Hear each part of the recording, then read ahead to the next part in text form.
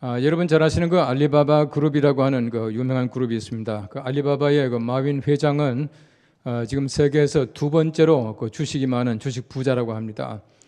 거기에다가 지금 전 세계에서 가장 영향력 많은 10사람을 꼽으라면 그 속에 그 마윈 회장이 들어갈 만큼 아주 훌륭하고 또 개혁적인 인물인 것을 많은 사람들이 알고 있습니다. 그 알리바바가 성공한 여러 가지 많은 이유 가운데서 계속해서 어떤 그 개혁의 드라이브를 걸었다는 겁니다.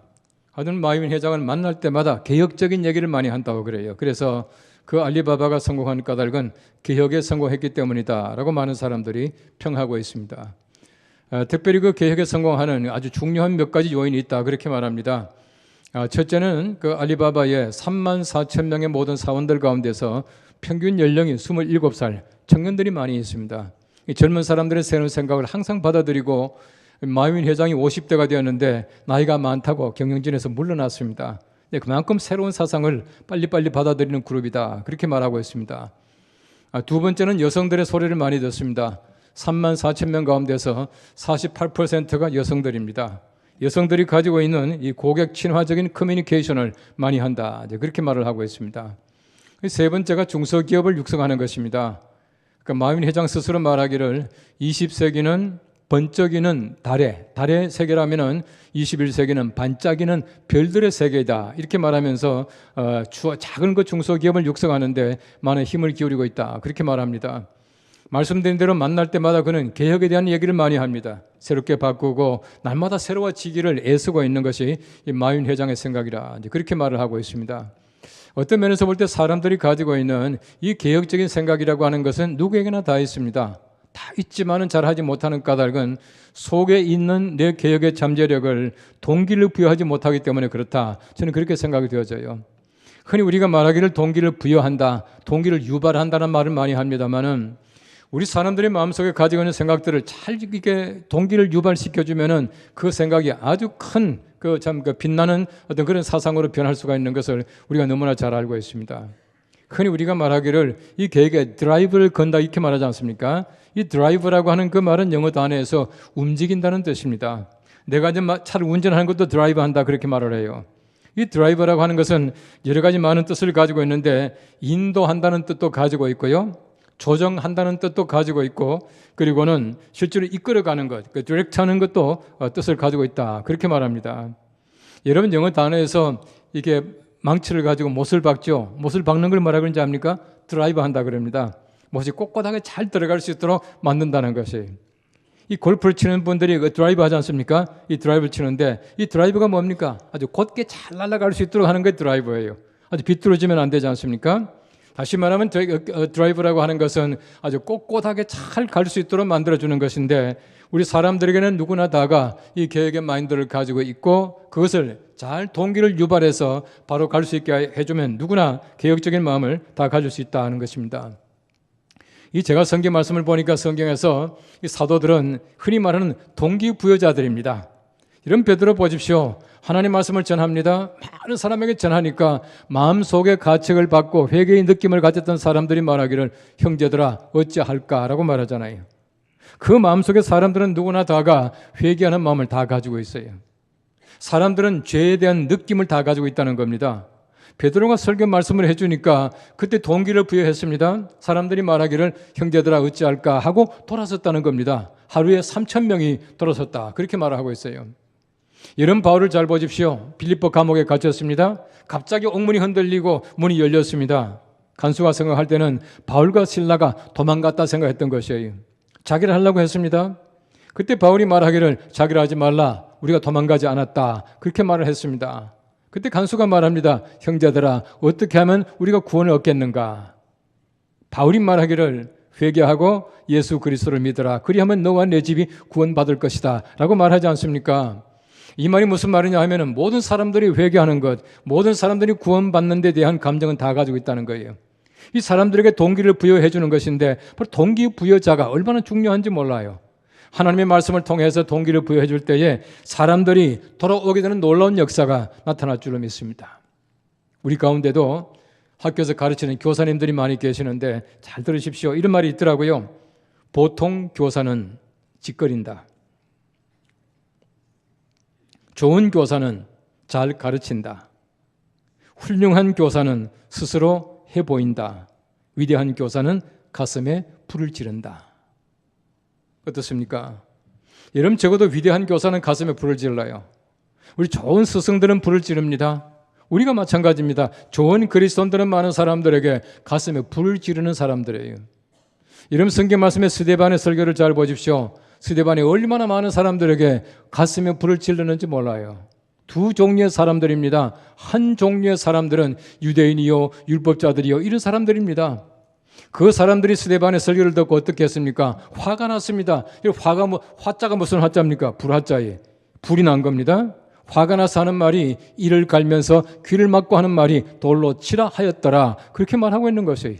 얼마나 크게 불을 질렀는지 모릅니다. 또 한쪽의 사람들 보십시오. 가슴에 불을 질렀습니다. 스데반의 설교를 듣고 깨닫고 돌아와서 예수 믿는 사람들이 얼마나 많은지 몰라요. 다시 말하면 우리가 하나님의 말씀이라고 하는 것은 많은 사람들이 불을 지릅니다. 어떤 사람은 엉뚱한 불이 질러져요. 불장난이. 어떤 사람은 정말 거룩한 불을 질러집니다. 이 불로 말미암아 수많은 사람들이 주께로 돌아오는 놀라운 역사가 나타나게 되는 것이에요. 사도행전 17장 말씀에 이 바울이 데살로니가에 가서 말씀을 전하는 장면이 나타나요. 이 데살로니가는 참 좋은 지역이었는데 바울이 바로 야손이라고 하는 사람의 집에 들어가서 말씀을 전합니다. 근데 그때에 소위 말하는 건 유대인들이 들어와서 잡아가려고 하는 것이에요. 바울을 잡아가지 않고 야손을 잡아갔습니다. 성경 말씀에 보시면은 야손을 잡아갔다가 야손이 보석금을 내고 석방이 돼요. 옛날도 그런 글이 있었더라고요. 그리고 나서는 다시금 이게 보석금을 가지고 이제 풀려난 그 야손이 다시금 집을 돌아왔는데 이때 이미 바울을 빼돌려 가지고 이게 베레아로 보내는 것이에요. 베레아로 보냈는데 얼마나 이 사람들이 가슴에 큰 불을 질렀던지 이 사람들이 베레아까지 가서 지금 바울을 잡으러 가는 것입니다. 한번 상상해 보십시오. 데살로니가에서 모자라서 베레아까지 가는 것이에요. 가는데 그때 성경 말씀에 보시면은 성경 말씀에 시장의 불량배들을 동원했다 그렇게 말하고 있습니다. 요즘 식으로 말하면 조폭을 동원해 가지고 이제 간 겁니다. 예나 지금이나 사람들이 살아가는 모습은요 똑같아요. 바울은 이미 배를 타고 피신했다 그렇게 말하고 있습니다. 얼마나 안타까운 일인지 몰라요. 몇몇 사람들의 방해와 몇몇 사람들의 박해로 말미암아 그 좋았던 데살로니가 교회가 더 이상 발전하지 못해요. 전도가 되지 않았다는 것이에요. 오늘 성경 말씀을 통해서 다시 한번 하나님의 거룩한 말씀을 들어볼 수 있게 되기를 바랍니다. 바울을 통해서 정말 우리 마음의 계획이 무엇인가, 이 계획의 동력이 어떠한 것인가를 다시금 살펴보고 우리가 종교개혁의 해에 하나님의 거룩하신 은혜로 우리 마음의 개혁이 일어날 수 있게 되기를 간절히 바랍니다. 첫 번째 성경 말씀 말합니다. 개혁의 동력은 자신의 삶을 인정받는 데서 시작됩니다 라고 말하고 있습니다. 오늘 성경 데살로니가 전서 2장 10절 말씀은 이렇게 말합니다. 우리가 너희 믿는 자들을 향하여 이렇게 거룩하고 옳고 흠 없이 행하였는지에 대하여 너희가 증인이요 하나님도 그러하시도다 라고 말합니다. 다시 말하면은 이 바울이 가지고 있던 거룩한 마음, 옳은 마음, 흠 없는 그 자세를 모든 사람이 다 알고 있는 겁니다. 너희들도 알고 있고 하나님이 인정하신다 그렇게 말하고 있어요. 여러분 적어도 하나님의 사람들은 정말 우리가 살아가는 모습이 사람에게와 하나님에게 인정받는 삶을 살아가야 돼요.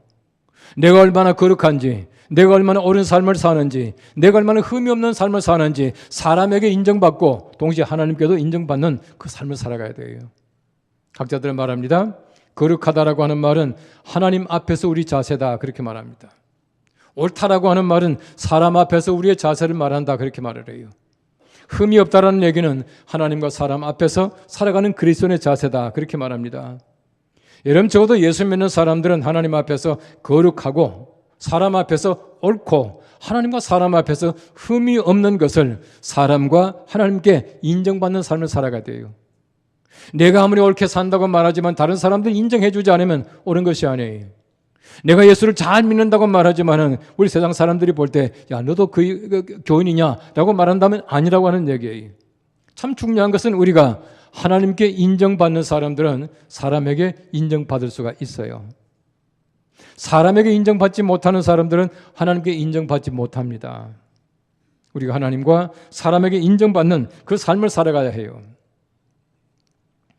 우리 구약 성경 말씀은 상징적인 의미가 많이 나옵니다. 그럼 성경 말씀에 보시면 하나님께 제물을 드릴 때에 그 제물이 흠이 없는 것으로 드리라고 하는 얘기가 얼마나 많이 나오는지 몰라요. 흠이 없는 제물을 드리라, 짐승을 드리라. 성경 말씀 찾아보니까 46번 나와요. 하나님이 왜 그렇게 자주 얘기하십니까? 왜 흠이 없는 것을 드리라고 안 합니까? 한번 상상해 보십시오. 소를 드리든 양을 드리든 전부 다리를 다 잘라요. 다 잘라버리고 내장을 다 끄집어내고 다 태워버립니다. 다 태워버리는데 다리가 좀 전들 어떻고 눈이 빠진들 어떻겠습니까? 하나님은 거절하셔요. 절대 그런 거 드리면 안 된다. 그렇게 말씀을 하셨어요. 레위기 22장 19절 말씀에는 말합니다. 기쁘게 받으심이 되도록 소나 양이나 염소에 흠 없는 수컷으로 드릴지니 라고 말하고 있습니다. 흠 없는 것을 드리라 말합니다. 신명기 15장 21절 말씀에는 말합니다. 그러나 그 짐승이 흠이 있어서 절거나 눈이 멀었거나 무슨 흠이 있으면 내 하나님 여호와께 잡아드리지 못할지니 라고 말하고 있습니다. 다시 말하면은 우리가 하나님 앞에 흠 없는 산 제물 되게 살아가라는 얘기예요. 바로 그 상징입니다. 우리가 흠 있다고 하는 것은 하나님이 절대 우리 삶을 받으시지 않아요. 우리 예배가 마찬가지입니다. 흠 있는 예배 절대 받으시지 않아요. 우리가 죄를 안 짓습니까? 다 흠이 있고 다 죄가 있습니다. 누구나 마찬가지예요. 그러니까 적어도 우리가 예배 나올 때는 다시 한번 우리 마음을 가다듬고 회개하는 심정을 가지고 주님 앞에 나와서 이 자리에 앉아야 해요. 이것이 바로 예배하는 자의 자세입니다. 우리가 예배당 들어올 때까지 회개하지 못한 죄가 있거든. 여러분, 우리 예배 시간마다 우리가 하나님과 나 사이에 나만 아는 죄를 침묵으로 하나님께 고백하는 시간이 있습니다. 얼른 회개하셔야 돼요. 그러나서 예배를 드려야 우리가 흠없는 제물이 될 수가 있습니다. 이걸 주님께서 원하고 계시다. 그렇게 말하고 있는 것이에요. 이런 바울을 보십시오. 하나님과 사람에게 인정받는 삶을 살고 있습니다. 얼마나 모범적인 삶입니까? 여러 곳에서 바울은 말하기를 내가 여러분들에게 본이 되었다 말합니다. 내가 여러분들에게 모범이 되었다 그렇게 말하고 있어요. 심지어 성경 고린도전서 4장 16절과 11장 1절 말씀 두 번씩이나 바울은 말하기를 너희는 나를 본받는 자 되라 이렇게 말하고 있더라고요. 얼마나 참 자랑스러운 얘기입니까? 얼마나 부러운 얘기입니까? 저는 이 말씀 읽을 때마다 그렇게 마음이 뛰고 마음이 부러워요. 내가 정말 이 말 할 수 있을까? 제가 말씀드린 대로 제가 언젠가 제가 연동교 은퇴할 때 마지막 날 설교 이걸 하려고 그래요. 여러분 나를 본받으십시오. 그때 여러분 어떻게 생각하시겠습니까? 자기도 잘 못하지만은 이렇게 말하지 않겠습니까? 못하지만 그때까지 연습하려고 그래요. 여러분 적어도 우리가 은퇴할 때 자기 후배들에게 내가 죽을 때 내 후손들에게 나같이 살면 된다. 나같이 살아라. 이 말할 자신감 있게 살아가셔야 돼요. 이게 흠없는 삶이고 이것이야말로 사람과 하나님께 인정받는 삶이에요. 적어도 우리 그리스도인들은 그런 삶을 살아가야 하나님께 합당한 삶이 된다는 것입니다.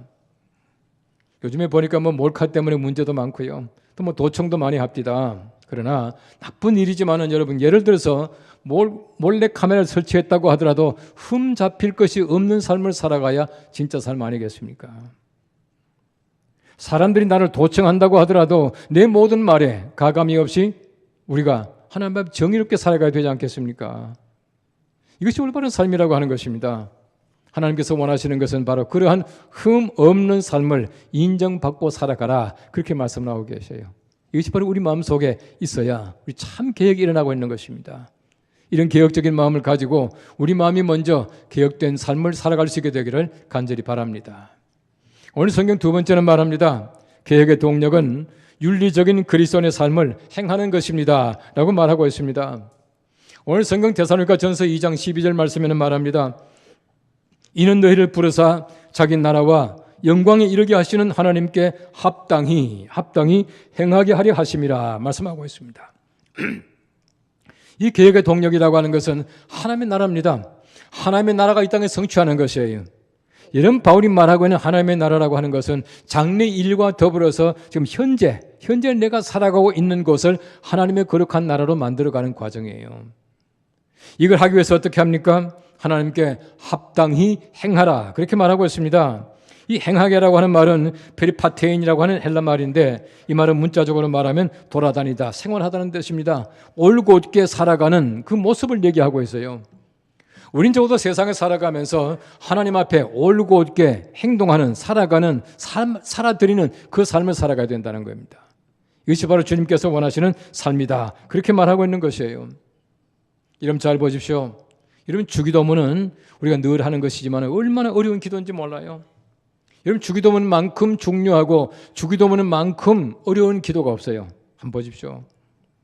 제가 볼 때 가장 어려운 구절이 뭐냐 하면은 나라가 임하시옵소서. 주님의 나라가 임하십시오. 바로 그 말이 제일 어려워요. 나의 킹덤 캄 얼마나 어려운 말인지 모릅니다. 우리가 하나님 나라가 이 땅에 임하라고 하면서 기도하면서 내가 하나님 나라의 모습대로 살지 않으면 안 된다는 얘기. 여러분 하나님 나라가 어떤 나라입니까? 하나님의 나라는 사랑의 나라예요. 공평하고 정의로운 나라입니다. 평화로운 나라예요. 내가 이 기도 드리면서 사랑하지 못하고 정의롭게 살지 못하면서 하나님의 나라가 임하십시오 기도할 수 있겠습니까? 내가 평화롭게 살지 못하고 내가 공평하지 못하게 살아가면서 하나님의 나라가 임하십시오 이 기도는 못해요. 적어도 우리가 그 기도를 드릴 수 있는 것은 세상에서 사랑하고 정의롭고 평화롭고 공평하게 살아가는 그 삶을 살아가야 됩니다. 얼마나 어렵습니까? 이것이 바로 하나님 앞에 우리가 합당하게 행하는 모습이에요. 합당하게 행한다는 것은 마음대로 사는 것이 아닙니다. 성경 말씀대로 합당하게 올곧게 우리가 살아가는 바로 그 삶을 얘기하고 있다는 것입니다. 이렇게 살아가게 될 때에 우리가 하나님께 영광이 되는 것이에요. 시편 115편 1절 말씀에는 말합니다.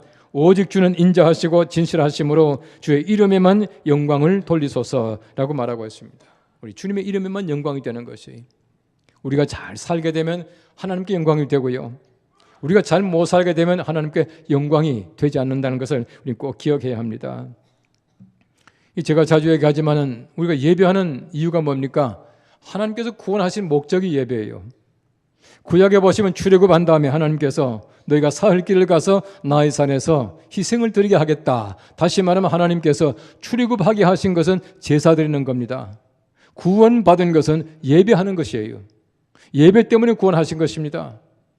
그러므로 우리가 예배를 통해서 하나님 앞에 합당한 예배를 드려야 된다는 것이에요.